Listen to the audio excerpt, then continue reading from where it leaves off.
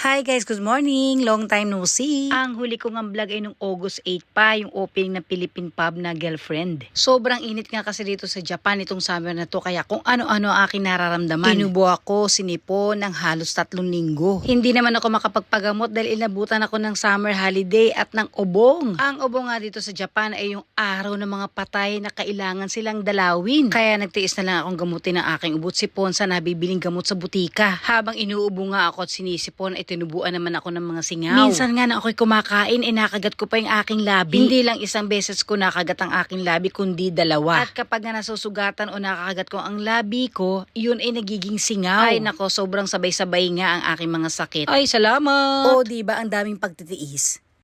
Hi guys!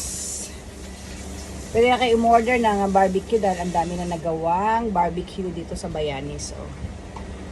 At ito ay flavored naman ni Sir Angel. Ayan. Na tinutuhog naman ni Sir OG Boy. Ko napakadaming naman oh. 3 steak. So, bawat order 3 steak. Ayan. 1,800. Yen po yan ha, hindi pesos. Baka naman sabihin nyo masyadong mahal. Sa Pinas, yung mga panis. Ayan ha.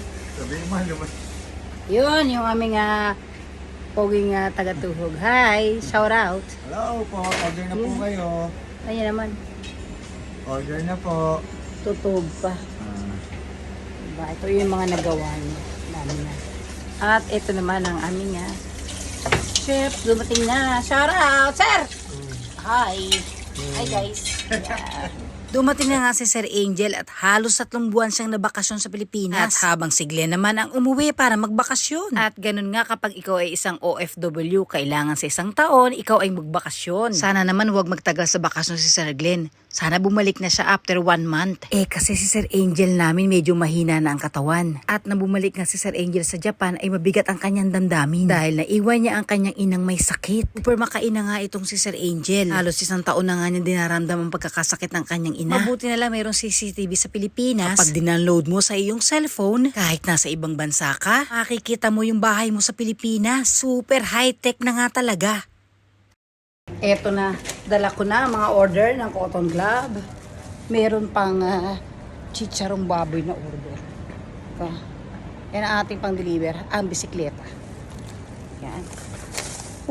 Medyo mainit kaya kailangan nun tayo. Chill. At ingat sa pagdadrive. Kasi bawal talaga dito magbisikleta. Pero kailangan gumamit tayo para mabilis tayo makabalik. At ito, dito na tayo sa Cotton Club. Ayan. Dito marami ditong talent. At sa basement ang kanilang umiset. Ang Cotton Club nga din pala ay matagal na, halos kasabay pa yan ng Garrison Guerrilla. Dito, mayroon pa silang monitor ng TV. Makikita rito yung mga sayo ng mga talento dyan kapag ka mayroong showtime. Yan. Papasok tayo dyan. Pagde-deliver tayo dito ng kanilang in-order na pagkain. Ayan ang kanilang set time. Nanadyo po yun singin. May whiskey hoday. Extension 2,000. Pasok na tayo. Ay, full daw pala.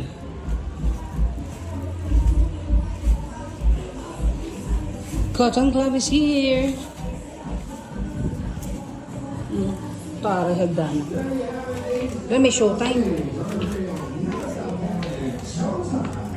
At bakit nga pala ako ang nag-deliver ngayon? Kasi may tinatapos na bagay ang aking Boss Rod. Boss Rod nga po ang taga-deliver talaga ng mga take-out order. Tumulong lang ako sa pag-deliver dahil wala pang dumarating na parokyano sa Bayanis Kitchen para kumain. Kaya kailangan magtutulungan. Hindi tayo pwedeng mamili ng trabaho. Uy, salamat! Sumilip nga pala ako dito sa DJ's booth. At si Master Ulo nga ang DJ. Super all-around nga sa trabaho itong ating si Master. Tapos si Raymond or Ulo kung tawagin. Choreographer, staff, at host na rin. Tapos na nga mag-show ang mga talento. Super dami rin talento dito sa Cotton Club. After nila mag-show, sigurado sila ang kakain itong mga take-out order.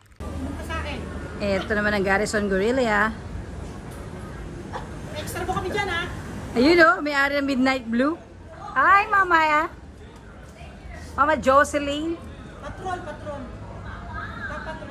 Siyempre, pasyal. Patrol. Patrol shoot. Yan, no? Sa Malandi Night. Welcome, Mama Malandi. Ino-open ang Malandi Night Club. Ayan.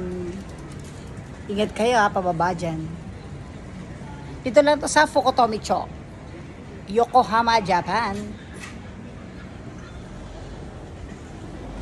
At dyan natatapos ang ating delivery challenge dahil tapos na si Boss Rod sa kanyang pagbabagahe. At siya na ang magde-deliver ng mga susunod na order nyo ng pagkain. Sa mga umorder, maraming salamat po sa Malandi Club, sa Cotton Club, sa Girlfriend. Thank you! Maraming salamat. Order kayo ulit ng pagkain sa Bayanes Kitchen, ha? Ang pinakamasarap na Philippine food dito sa Isesacho.